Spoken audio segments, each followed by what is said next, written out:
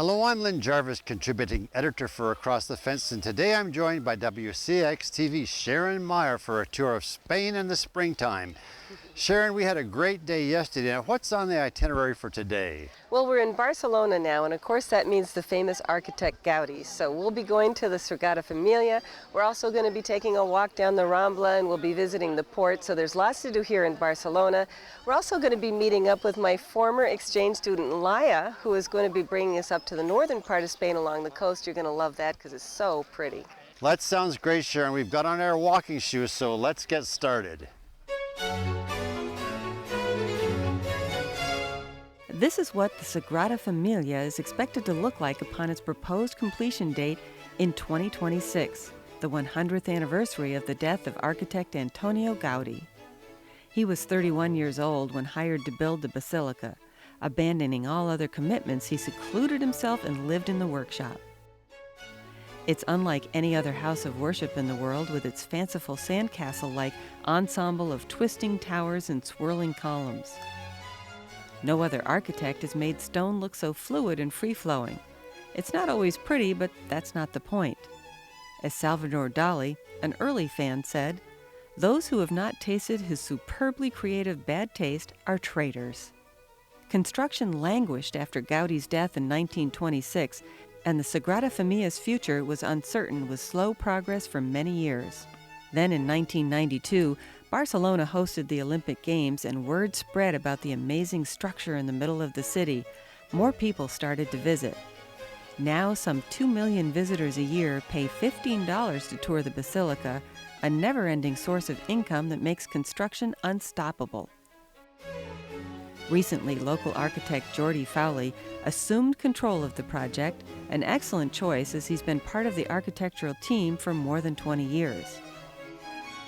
He's committed to maintaining Gaudi's passionate vision for Sagrada Familia, a place of worship that reflects the relationship between man, nature, and God. Next, we headed for the port, and traveling with us were Sharon's husband Rainey and Marco Ayala, the video editor for our show today. Barcelona is the second largest city in Spain and the largest on the Mediterranean Sea, with a population of almost 2 million people. The Olympic Marina has become one of the most popular places to visit for locals and tourists alike. Built for the Olympic Games as the site of the sailing competitions, it now contains 740 berths for yachts and pleasure boats. And right next to the marina is the Mare Magnum shopping mall, with dozens of shops that feature local and items from around the world. And guess what we found just inside? A Ben & Jerry's ice cream stand. And for a moment, we felt like we were back in Vermont. I remember back in 1984 when they sold stock in their company, and am sorry now that I didn't buy even one share. Even though we were almost 4,000 miles from home, my chunky monkey tasted like more, and we were proud to be Vermonters. After that treat, we felt like joining these spring breakers, but there was a lot more to see, like the old customs house, now converted into a museum. And this enormous statue of Christopher Columbus standing at the site where he landed after his historic voyage to the Americas in 1492. He lived in Portugal and sought funding for his expedition to the New World, but was turned down. Queen Isabella of Spain, however, agreed to finance his journey and named him Admiral and Governor of any lands he should find, a mistake that took Portugal many years to get over.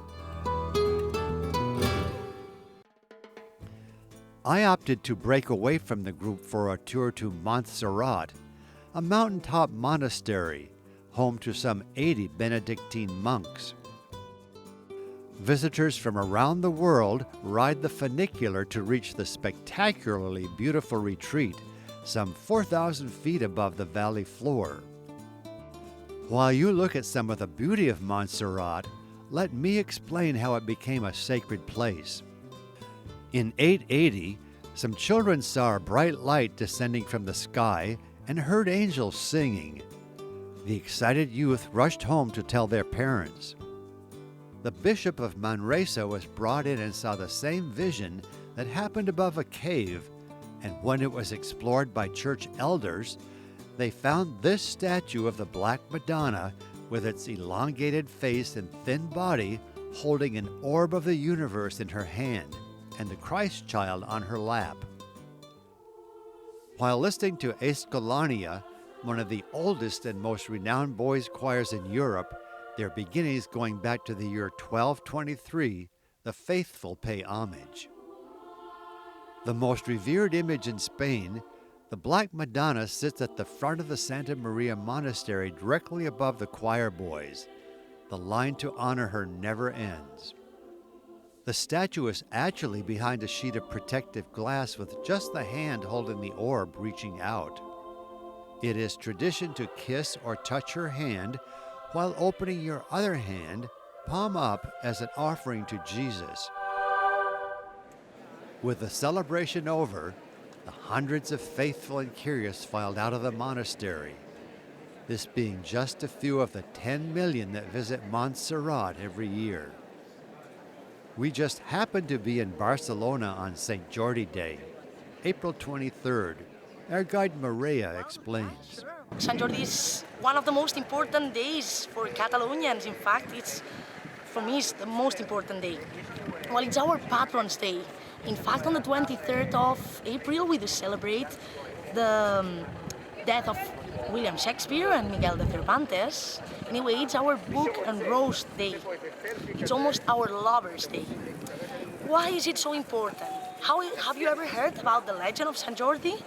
Well, Sant Jordi, legend says that he was a brave guy who saved the princess from the dragon. So he did kill the dragon, and from the blood of the dragon did appear roses. That's why the rose is a very important symbol for Catalonians. And so on this day, tradition says that girls used to receive a rose from their boyfriends or parents. Boys used to receive a book from their girlfriends or mothers. Now every combination is okay. But I mean, it's the Book and Rose Celebration Day.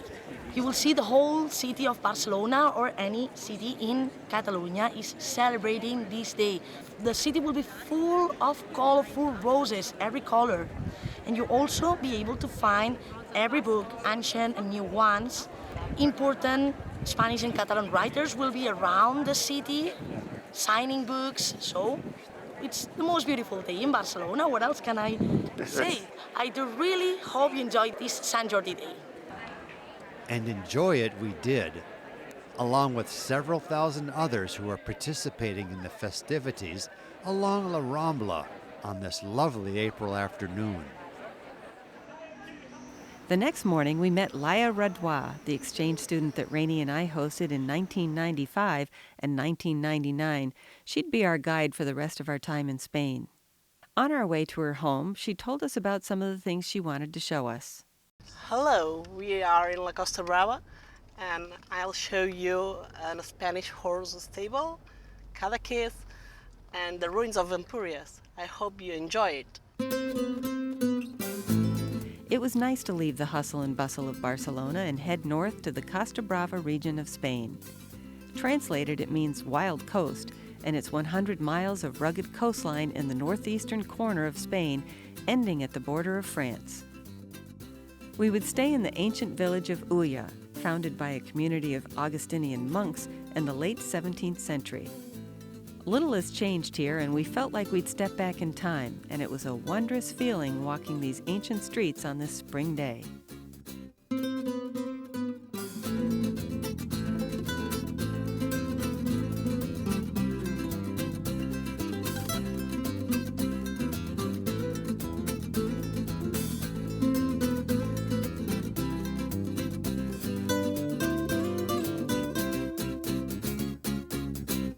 And this is the beautifully restored house where we stayed, with 2 levels and a loft, so there was plenty of room. You heard Maria say that Barcelona is in the Catalonian region of Spain. Well, so is Ulla. Catalonia is an autonomous region in the northeastern part of Spain, consisting of 4 provinces lying along the Balearic Sea. Catalonians are very proud of their own identity, much like we Vermonters are proud to be part of New England. Now join us for the excitement of going with Laya and her husband Severo to meet their children, Ruth and Paul, after a day at school.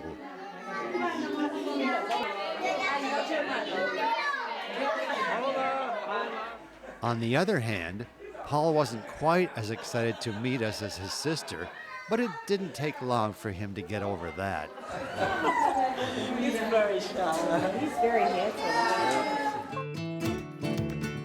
The children wanted to bring us to a nearby riding school and stable, as they knew Sharon liked horses as much as their mother. It has been run for 3 generations by the same family, and their horses are sold throughout Europe. It looks like Laya has her eye on this horse that she would like to bring home, but I don't think Severo is up for that. And you can see it didn't take Sharon long to make friends with this beautiful Andalusian, known as the Spanish horse. We all decided that young Paul was going to be the next equestrian in the family, as he had no trouble riding this bucking bronco. A place that we really wanted to see was Empúries, a gate chosen by the Greeks to enter the Iberian Peninsula, as well as the arrival of the Olympic flame for the 1992 Games in Barcelona, and to this day I remember how impressed I was with that ceremony. It covers about 100 acres and is the most visited archaeological site in Catalonia, founded by the Greeks back in 575 BC and later taken over by the Romans some 350 years later as a military outpost. It's one of the few places in the world that contain a mix of both of these civilizations that dominated the ancient world. The site was known by locals, but it wasn't until 1908 that serious excavations began and are still ongoing. Discoveries have included these tanks, once filled with water from the sea, to hold a never-ending supply of fresh fish. And this market and trading center with some of the original floor tiles still intact. Julius Caesar chose this spot to build homes for war veterans and military leaders in about 200 BC, and the Greek presence faded away. Remnants of these mansions with their mosaic-decorated floors can still be seen. Quite amazing that this was more than 2,000 years ago. And close by are the public baths that used underfloor heating fueled by wood-burning furnaces. The vast amount of water needed was supplied by aqueducts regulated by huge reservoirs in the bath complex. Besides assigned seating, there were even niches on the wall for removed sandals. While walking down the esplanade in front of the Roman Forum, we sensed the hustle and bustle of this ancient city, and for a moment became part of it. We lingered for a last look at Empúries' fortification wall, with its hollow chamber for protection, to marvel at the talented and industrious people who lived here so long ago.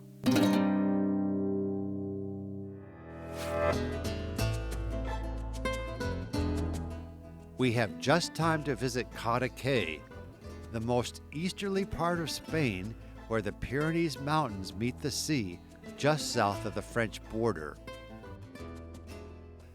It has a population of some 2,000, but these numbers swell to 10 times that during the summer tourist season.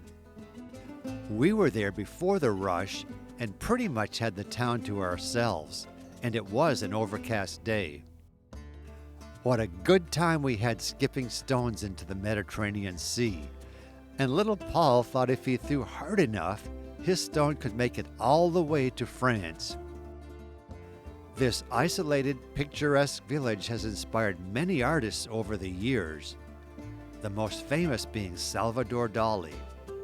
Of Cadaqués, he said, "I have spent delightful summers in this dreamy town, quenched by its light and color. It remains my favorite spot." Well said, Mr. Dali. And from all of us here in the white city of Cadaqués, we hope you have enjoyed exploring the Catalonian region of Spain along with us. For Across the Fence, I'm Lynn Jarvis, and we thank you for watching.